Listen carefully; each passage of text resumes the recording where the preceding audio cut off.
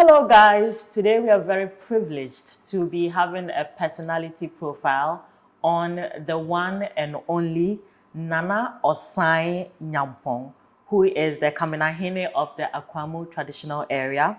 He's also the chairman of Gensa Energy and the chairman of Industrial Park Ghana. But what is more important about this particular interview today is the fact that he is the patron of the Millennium Year Group, which is the 2000 year group of the Old Boys Association of Adisadel College. Nana, welcome to Ameyaw TV. Thank you. Thank you. I think the most important introduction will be he's an old Santaclausian. Yes. I think so too. So today's interview, we would like to know a little bit about who Nana Osae Nyampong is, as well as his experiences at Adisadel College and how those experiences have transformed you into who you are today. So Nana, tell us a little bit about yourself. Thank you. I got to Adisadel before I was 13 years old. So I was a very fragile boy. But 5 years later, Adisadel had turned me into a self-reliant man. The school is endowed with a peculiar characteristic, and that is, if you go through Adisadel and you are supplanted in the middle of a desert, Adisadel would have taught you to survive. Okay. So my days at Adisadel, I cherish them so much. And probably that's why I attribute all my success, if any, to my time in Adisco. Tell us a little bit about some of your fondest memories, the ones that easily come to mind. There was one evening at dinner. We'll call it dining hall, I'd rather say. And we were supposed to be given jollof. This was the early days of Ghana rice. And the jollof came, and there were more stone chippings than rice in the jollof. So we started drumming on our dining hall tables with the cutlery and singing, yendi, yendi, yendi, boys. Yeah. So the headmaster heard of it, came, and we're all quiet. Because in Adisadel, you should be scared of your headmaster. So he tasted the food, and then he said, yes, I agree. The rice is full of stones, so we won't eat. And then we all shouted, hey!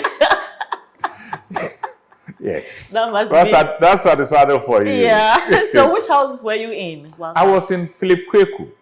Okay. Yes. Do you still remember your housemaster's name? Alan Frostick, an Englishman who also taught us how to play cricket.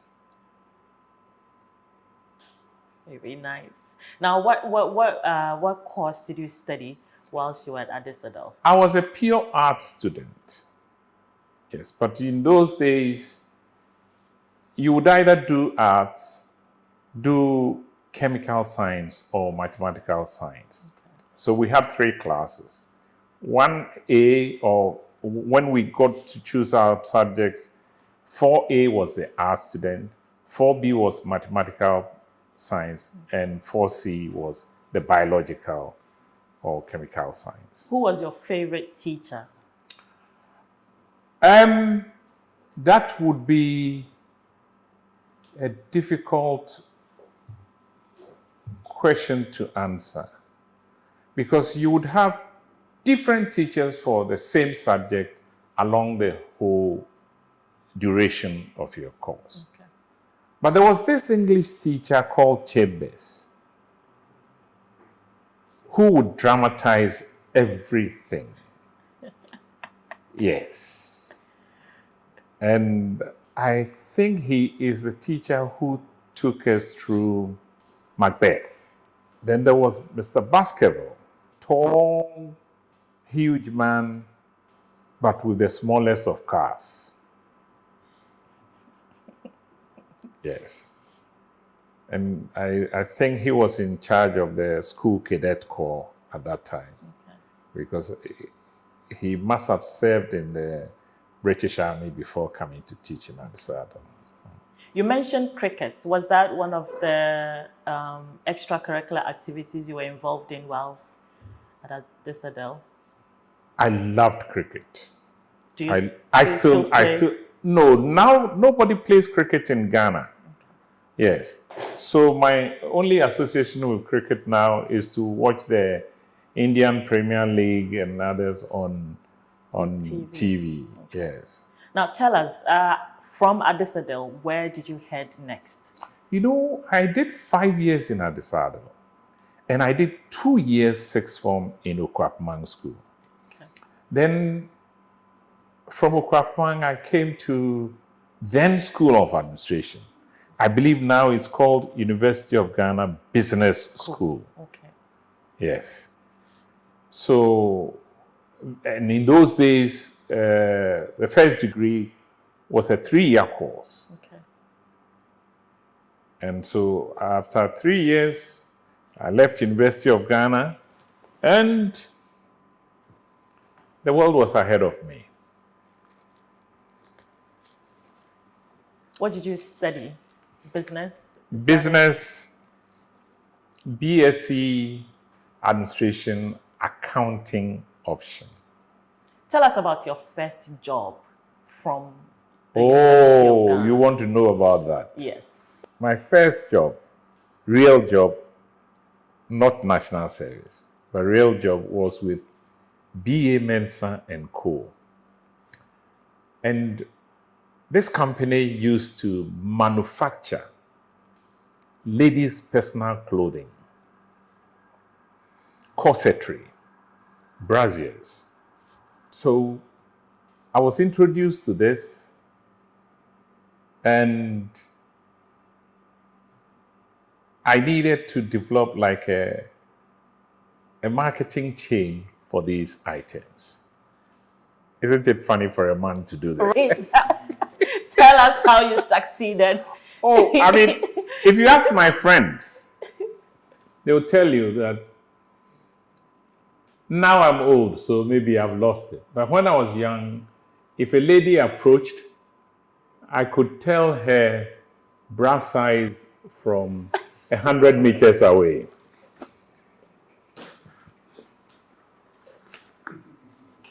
Of course, you've had a very wide span, Yes. career. Tell us, so from your first real job, give us a little bit, just some short details about how you finally came to be the chairman of Genza Energy. Genza came about because later in life, around the year 2006,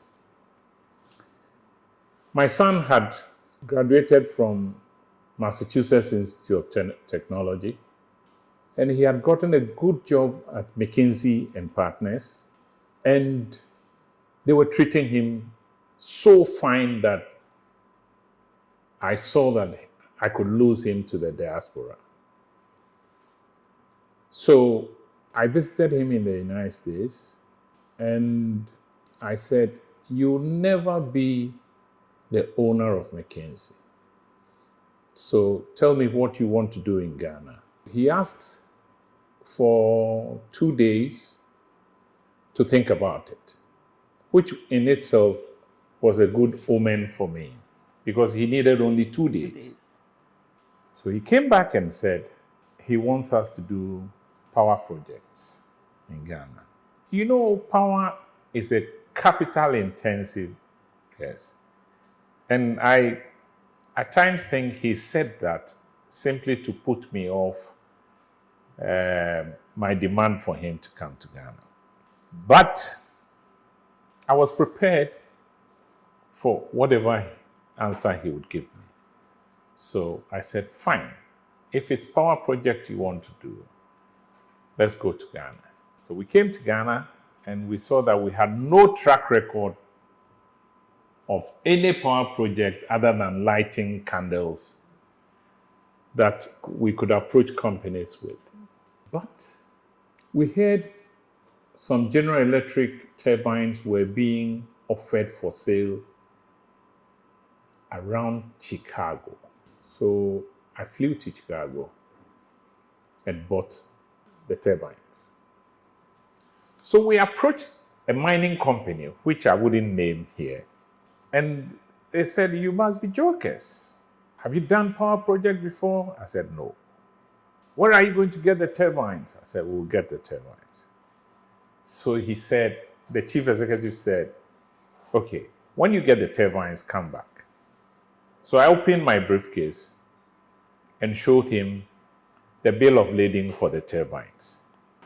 And he was shocked. So he began negotiating with us. The rest is history. Yes. But in all this, my aim is not the success per se of the company, but that I didn't lose my son to the diaspora. Amazing. Now tell us what. But he didn't go to Adisadel. Why didn't you let him go to Adisadel? Why didn't I? Yeah. He went to an equally good school. He was schooled in Achimota. Okay. Yes. But it was a family decision that he would go to Achimota. Yes. Okay.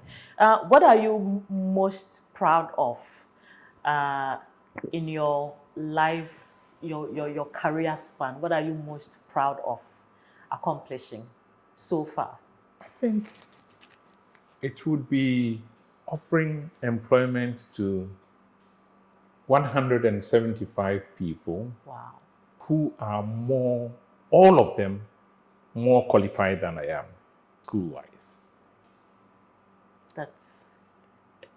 Now tell us, would you say that at Adisadel, your time at Adisadel has shaped you into who you are and all the things that you have been able to accomplish today? Certainly. I'll give 60% at least to Adisadel. Maybe another 30% to my mother. Yes. And myself, maybe 10%. Yes. Okay. So I was told that you are building a science block. A science, technology, engineering, and mathematics. A STEM block. Why did you decide to do STEM for Adisadel of all the projects? Because if I had done science, I'm sure I wouldn't be facing challenges of understanding energy solutions now.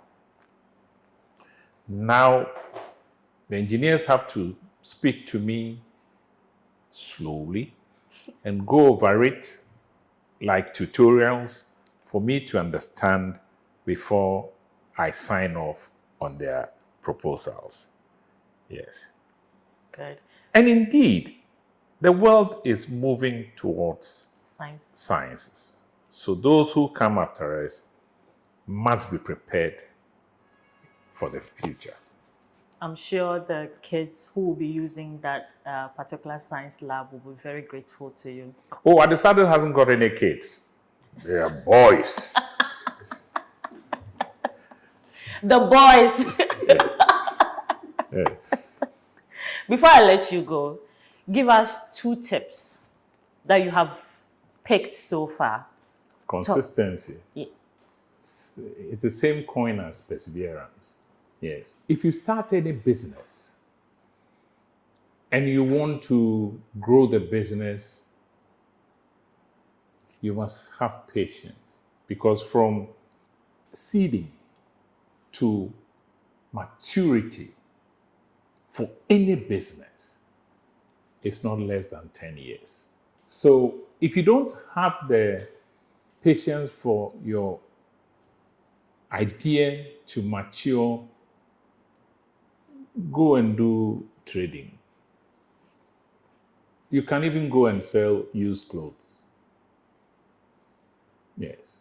But if you want to realize your dream in any business worth its name, know that you're going to have a gestation period of about 10 years.